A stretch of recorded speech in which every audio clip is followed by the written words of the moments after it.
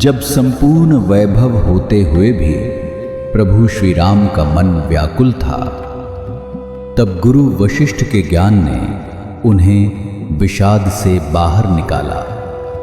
सुनिए बकुल जी की वाणी में। जय श्री राम। स्वागत है सबका। और कल हमने देखा कि राजा और कर्कटी के बीच में ज्ञान संवाद हुआ और कितने गहन प्रश्न कर्कटी ने राजा को पूछा। अब क्या होता है? आज 12 मार्च है, देखते हैं क्या होता है। सर्वात्मकत्वान्नेवासौ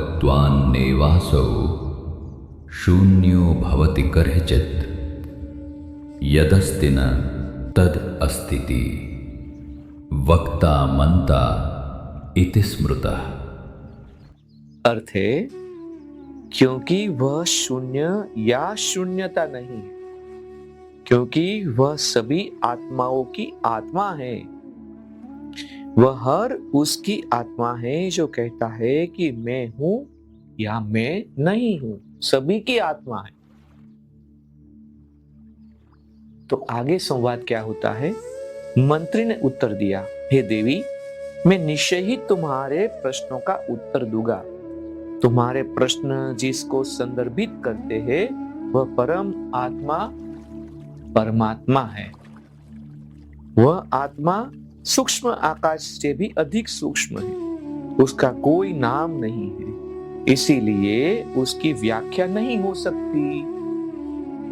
न ही मन और न ही इंद्रियों की उस तक पहुंच है और न ही वे उसे समझ पाते। वह विशुद्ध चेतना है। संपूर्ण ब्रह्मांड चेतना रूपी अणु में उसी प्रकार स्थित है जिस प्रकार वृक्ष बीज में स्थित होता है। उस अवस्था में ब्रह्मांड चेतना रूप में ही स्थित होता है, ब्रह्मांड रूप में नहीं। चेतना विद्यमान रहती है क्योंकि वही सभी का अनुभव है, क्योंकि यही सभी की आत्मा है। क्योंकि यह विद्यमान है इसीलिए अन्य सभी भी विद्यमान है। वह आत्मा आकाश की तरह शून्य है, परंतु वह शून्यता नहीं है। क्योंकि वह चेतना है, वह विद्यमान है, परंतु मन और इंद्रियों द्वारा उसका अनुभव नहीं होता। सभी की आत्मा होने पर भी उसका किसी का अनुभव नहीं होता। एक होने पर भी सृष्टि के अनंत अणुओं द्वारा वह परिवर्तित होती है, इसीलिए अनेक रूपों में प्रकट होती है। यद्यपि यह प्रकटीकरण उसी प्रकार असत है जिस प्रकार सोने में कंगन की कल्पना असत होती है। सोना ही तो सत होता है ना, परंतु आत्मा अवास्तविक भी है, क्योंकि वह शून्य या शून्यता नहीं है, क्योंकि वह सभी आत्माओं की आत्मा है। वह हर उसकी आत्मा है जो कहता है कि मैं हूं या मैं नहीं हूं।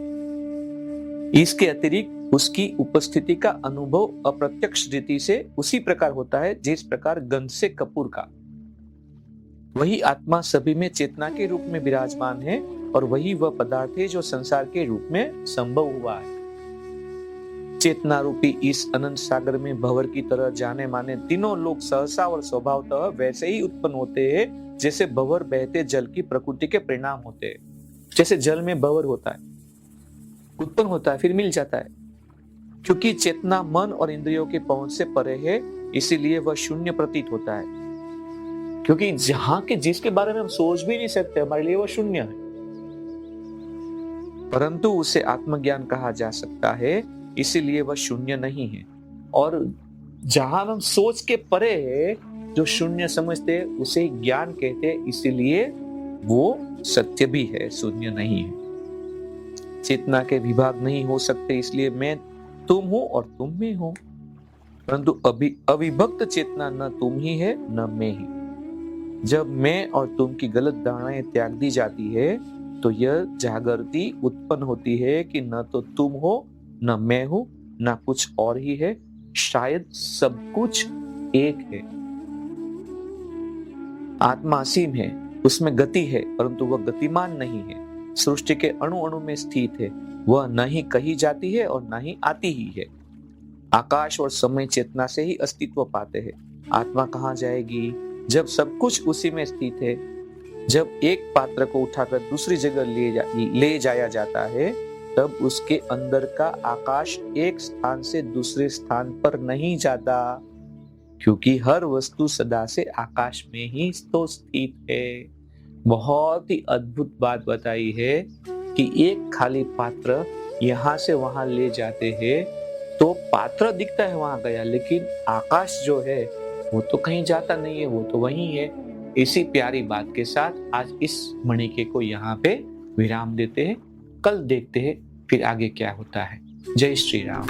इस ज्ञान यात्रा में हमारे साथ बने रहने के लिए चैनल को सब्सक्राइब करें और बेल आइकॉन दबाएं।